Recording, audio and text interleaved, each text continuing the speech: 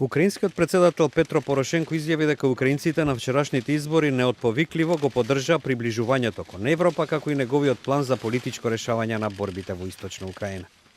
Според резултатите водат блокот на Порошенко и Народниот фронт на премиерот Јаценјук. Обраќајќи им се на украинците 2 часа по затварањето на избирачките места, председателот Порошенко им се заблагодари на гласачите за нивната поддршка на, како што рече, демократското, реформското, проукраинското и проевропското мнозинство. Конституційна більшість, понад 3/4 виборців, які взяли участь у Уставното мнозинство, над 3/4 од гласачите кои учествуваа на гласањето, силно и неотповикливо го поддржаа европскиот курс на Украина, како и политичките сили кои го поддржуваат председателскиот план за политичко решение на ситуацијата во Донбас, изјави Порошенко за регионот во индустријски развиениот исток на земјата, каде што веќе неколку месеци траат борби меѓу владините сили и проруските сепаратисти. Резултатите покажуваат дека 49 годишниот кондиторски магнат продолжува да работи во тандем со премиерот Арсени Јанценјук.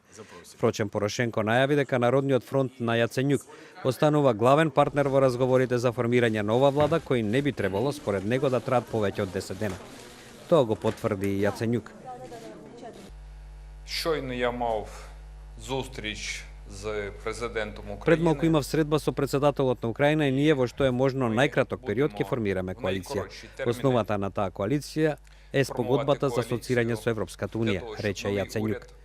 Порошенко изрази надеж дека двете политички сили ќе имаат апсолутно мнозинство во парламентот за да можат да ги одобрат неопходните суштински промени во уставот. Одзивот на изборите бил околу 51%. Своевидно изненадување и добриот резултат на сојузниците на отстранетиот председател Виктор Јануковиќ. Опозицијскиот блок на екс-министерот за енергетика Јури Бојко доби скоро 10% од гласовите и влезе во парламентот.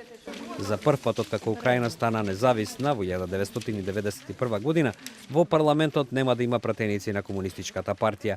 Околу 5 милиони гласачи на Крим, кој во март годинава беше анектиран од Русија, и во регионите на Лугански Донец, кои се под контрола на сепаратистите, не учествуваа на изборите.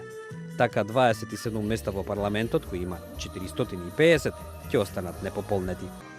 Примирието постигнато во минатиот месец секојдневно е нарушувано за што се обвинуваат и двете страни. Како и да е, во спорадичните борби и натаму гинат главно цивили. Во досегашниот повеќемесечен конфликт загинале над 3700 луѓе, додека стотици илјади биле принудени да ги напуштат домовите. Лидерите на проруските бутовници во Донецк и Луганск најавија дека ќе одржат избори за парламентите на нивните, така наречени народни републики, на 2 ноември.